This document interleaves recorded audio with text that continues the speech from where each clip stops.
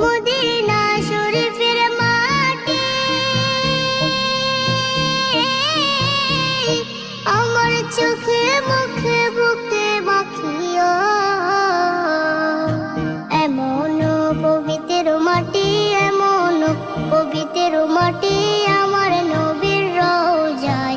তোমরা যদি যাও গো মদিনায়, তোমরা যদি যাও গো মদিনায়, ইয়া রাসূলুল্লাহ ইয়া হাবিবাল্লাহ, ইয়া রাসূলুল্লাহ ইয়া হাবিবাল্লাহ।